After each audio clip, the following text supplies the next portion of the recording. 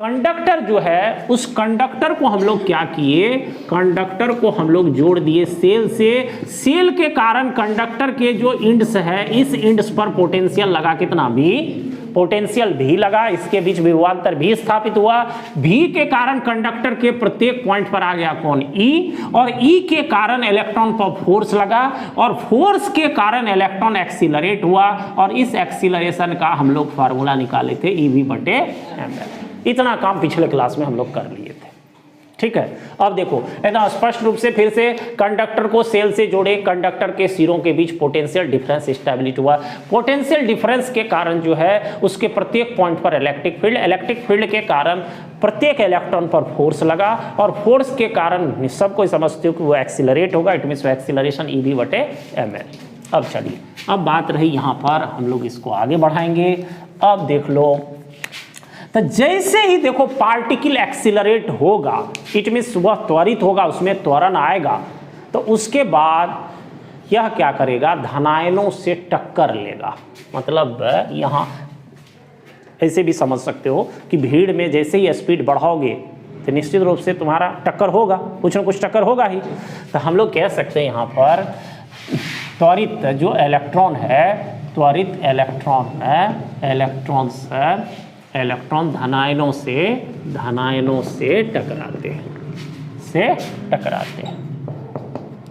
धनायनों से टकराते हैं।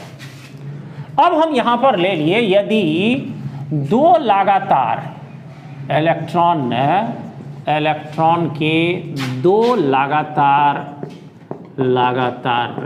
और जब टक्कर के बाद फिर वो क्या होता है, आगे बढ़ेगा। जैसे टक्कर होगा उसके बाद फिर क्या होगा, आगे बढ़ेगा। तो यहां पर इलेक्ट्रॉन के दो लगातार टक्करों के बीच का समय हम लोग ले लेते हैं, का समय इस समय को यहाँ टाउ से दिखाते हैं। ये एक सिंबल है टाउ, इसे टी हम लोग टाइम के लिए प्राय यूज करते हैं, यहाँ टाउ का यूज कर रहे हैं। ये हो गया टाउ के बीच का समय टाउ है। दो लगातार टक्करों के बीच का समय क्या हो गया, टाउ। मतलब ये टाइम से हम लोग इसको सूचित किए। अब ध्यान दो, तो हम लोग देख रहे हैं कि दो लगातार टक्कर में जो इसका टाइम लगा है वो अगर टाउ है, तो टक्कर के बाद जो इसका वेग में वृद्धि होगी, तो हम लोग यहाँ पर कह सकते हैं इलेक्ट्रॉन के वेग में वृद्धि। तो अगर वृद्धि की बात करते हैं वेग में, तो हम लोग पहले तो ये देख ले कि त्वरण बराबर होता है, एक्सीलरेशन बराबर होता है वेग परिवर्तन की दर। तो यहाँ वेग में जो परिवर्तन हो रहा है, कैसा परिवर्तन, वृद्धि हो रहा है, तो वेग में वृद्धि बटे क्या हो गया, समय। तो वेग में वृद्धि, अगर इसको क्रॉस मल्टीप्लिकेशन करोगे तो वेग में वृद्धि बराबर क्या हो जाएगा, देखो त्वरण गुना समय। तो इट मीन्स कहने का मतलब हमारा जो इलेक्ट्रॉन था वो कितना एक्सीलरेशन से एक्सीलरेट हो रहा है, ए से। और अभी देखो इसको दो लगातार टक्करों के बीच समय कितना, ए टाउ। तो इसका मतलब टक्कर के बाद उसके वेग में जो वृद्धि होगी वो कितनी होगी, एकदम स्पष्ट है। देखो त्वरण वेग में परिवर्तन की दर को त्वरण कहते हैं, ये हाई स्कूल स्तर से ही सबको जानते हैं। उसी फॉर्मूला से निकाले क्रॉस मल्टीप्लिकेशन करके, वेग में वृद्धि बराबर ए टाउ। तो इसका मतलब सीधा इलेक्ट्रॉन के वेग में वृद्धि कितना हो जाएगा, ए टाउ। अब तुमको यहां पर बात रहा कि अगर हम लोग कैलकुलेशन को आगे बढ़ाए, यह किसी एक इलेक्ट्रॉन के लिए लेते हैं, पहला इलेक्ट्रॉन के लिए लेते हैं, तो इसको टाउ 1 भी मान सकते हैं। तो उस इलेक्ट्रॉन के वेग में वृद्धि को ए टाउ 1 कह सकते हैं। अब रहा बात, देखो ध्यान दो, इलेक्ट्रॉन के वेग में जो वृद्धि हुई है, तो हम लोगों को ये देख चुके कि इलेक्ट्रॉन के फ्री इलेक्ट्रॉन के पास कितना वेग है, दो, पिछले क्लास में। एक ऊष्मीय वेग, ऊष्मीय वेग क्या होता है कि जो फ्री इलेक्ट्रॉन के पास पहले से वेग है जिसके कारण विद्युत धारा प्रवाहित नहीं हो सकती, उसको क्या कहेंगे, ऊष्मीय वेग। लेकिन ऊष्मीय वेग से विद्युत धारा प्रवाहित नहीं होती, इसका मतलब उसका रिजल्ट जो होता है, उसका औसत जो होता है वो शून्य होता है, इसीलिए कोई विद्युत धारा उससे प्रवाहित नहीं होती। और तब क्या है, उसको सेल या बैटरी से जोड़े, तब हम लोग को उसमें एक विशेष वेग आया, इट मींस अनुगमन वेग, जिसके कारण विद्युत धारा प्रवाहित होती है।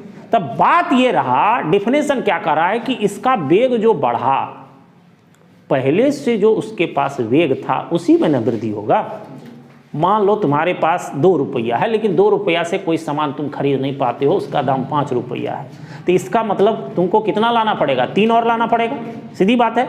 तो इसका मतलब हम लोग यहाँ पर बात करते हैं कि इलेक्ट्रॉन के वेग में वृद्धि तो इतना हो गया, तो हम लोग यहाँ पर कह सकते हैं ये तो वृद्धि है कि इतनी की वृद्धि हुई, तो इलेक्ट्रॉन का हम लोग कह सकते हैं अतः इसी प्रकार तो पहले इलेक्ट्रॉन का हम लोग कह सकते हैं, पहले इलेक्ट्रॉन का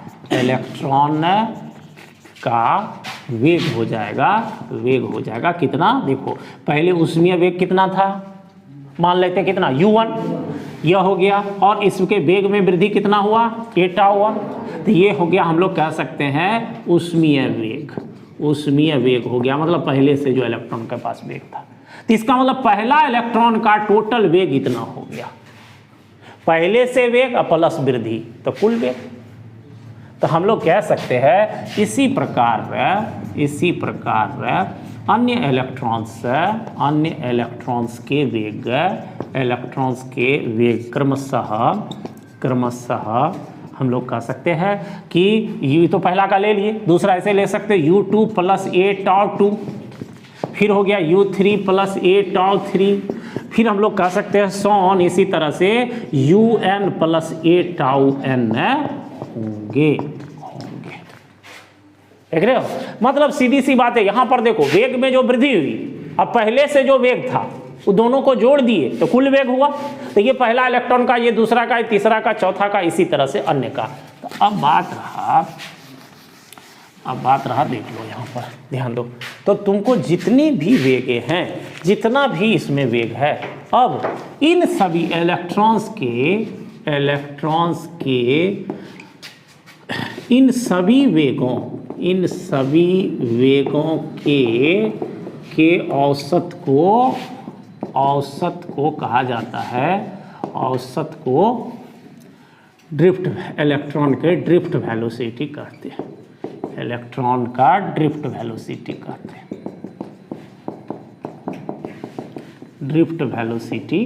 हैं, देखो एकदम सेंटेंस अब स्पष्ट लिख दिए कि तुम्हारे पास जो ये इलेक्ट्रॉन का जो सारा वेग है, इस वेग का औसत ही ड्रिफ्ट वेलोसिटी कहलाएगा, तो अब बात रही कि औसत कैसे निकालते हैं। तो औसत निकालने का तरीका सबको मालूम, जैसे क्लास में सभी स्टूडेंट के उम्र का औसत निकालेंगे, तो सबका उम्र बटे उसकी संख्या, क्या जोड़ बटे उसकी संख्या।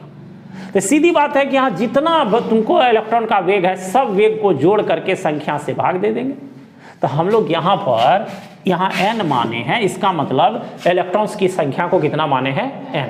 तो हम लोग यहाँ कह सकते हैं औसत वेग, तो औसत वेग निकालेंगे तो हम लोग कह सकते हैं u1 + a tau 1 + u2 + a tau 2, और इसी तरह से जितना भी इलेक्ट्रॉन है सब का प्लस करके हम लोग यहाँ पर un + a tau n, और बट्टे कितना संख्या है इलेक्ट्रॉन का, n, और यह औसत हो गया। इसी औसत को हम लोग क्या कहेंगे, ड्रिफ्ट वेलोसिटी, जिसको किससे दिखाते हैं, vd से। d थोड़ा नीचे करके दे, स्पष्ट लाइन देखो एकदम लिखा हुआ, क्लियर एकदम लिखा हुआ है कि इलेक्ट्रॉन्स के इन सभी वेगों के औसत वेग को इलेक्ट्रॉन का ड्रिफ्ट वेलोसिटी कहेंगे। तो औसत मतलब सब का जोड़ बटे उसके संख्या, ये औसत वेग क्या कहलाया, ड्रिफ्ट वेलोसिटी। तो अब देखो इसमें तुम्हारे पास ये क्लियर है कि यहाँ पर क्या है, दो u1 वाला जो टर्म है, u1 + u2 + सॉन प्लस हो गया un, इसको हम एक जगह कर लेते हैं बटे n, और जो इधर वाला a tau 1, a tau 2, a tau 3, इस तरह से जितना भी है, इसमें सब में तो a कॉमन आ सकता है। तो हम लोग यहाँ पर प्लस कर लेते a tau 1 + tau 2 + sworn plus हो गया कितना, tau n, बटे कितना, अब देखो यहीं पर मूल बात अब समझने के लिए है। तुम्हारे पास यहाँ दो टर्म है, पहला देखो ये क्या हो गया, u1 u2 u3 सॉन, ये ऊष्मीय वेग है। ऊष्मीय वेग का मतलब हो गया कि इलेक्ट्रॉन को सेल से जोड़ने से पहले फ्री इलेक्ट्रॉन्स के पास जो उसका वेग था उसको हम लोग ऊष्मीय वेग कहते हैं। तो ऊष्मीय वेग, पहला ऊष्मीय वेग, दूसरा ऊष्मीय वेग बटे उसकी संख्या। तो इसका मतलब क्या हो गया, ये क्या हो गया, ऊष्मीय वेग का औसत। मतलब पहला टर्म आ गया u1 plus u2 plus so on plus un बटे n का मतलब इसको कहेंगे इलेक्ट्रॉन या फ्री इलेक्ट्रॉन के ऊष्मीय वेग का क्या हो गया, यह औसत। ऊष्मीय वेग का क्या, औसत। अब बताओ जितना भी इलेक्ट्रॉन के पास ऊष्मीय वेग था, क्या इस वेग से विद्युत धारा प्रवाहित होती थी? इलेक्ट्रॉन आगे बढ़ता था, आवेश प्रवाहित होता था? नहीं होता था। तो इसका मतलब क्या हो गया कि उसका जो रिजल्ट होता था वो परिणामी क्या होता था, शून्य होता था। तभी ऐसा हो रहा था कि परिणामी शून्य हो रहा था। तो इसका मतलब ये औसत जो होता है उसमें वेग का कितना, शून्य हो गया। अब देखो दूसरा पॉइंट है वहां पर, देखो τ1 plus τ2 plus so on plus τn बटे n। तो देखो τ1 क्या है, टाइम है। पहले इलेक्ट्रॉन का 2 लगातार टक्कर, दूसरे इलेक्ट्रॉन का समय, तीसरे का, सब समय है ऊपर में। तो टोटल समय बटे संख्या बराबर क्या हो गया, समय का औसत। 2 लगातार टक्करों के बीच का जो समय है उसका औसत। इसका मतलब ये वाला यहाँ पर लिख देते हैं नहीं तो कन्फ्यूजन होगा। ये वाला भाग हो गया तुमको। अब रहा ये, तो ये हो गया समय का औसत। तो क्या आएगा, समय आएगा ना। इसको हम लोग कितना से दिखा देते, टाउ से।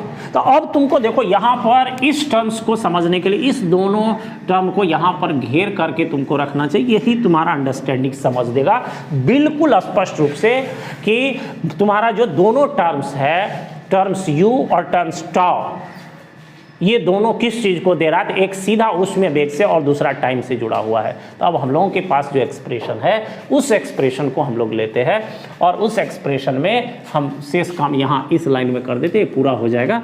तो हम लोग देखो Vd, यहाँ पर क्या है Vd, तो Vd बराबर हो गया, ये पूरा का भाग तो तुमको 0 हो गया, इट मीन्स ये 0। अब प्लस यहाँ वाला भाग देखो, ये तो पूरा टाउ हो गया।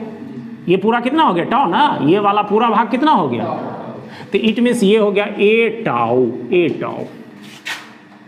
ठीक। अब देखो तो ये तो 0 है, ए का मान तो हम लोग पहले निकाल ही चुके हैं। तो ए बराबर हो जाएगा EV बटे ml और इसके साथ क्या हो गया, टाउ। तो इसका मतलब Vd का ये फार्मूला हम लोग को हो गया, Vd का ये फार्मूला हो गया हम लोग को। यहाँ पर यहाँ भी लिख दे, कोई दिक्कत नहीं है। Vd बराबर EV बटे ml इंटू क्या हो गया, टाउ, इतना।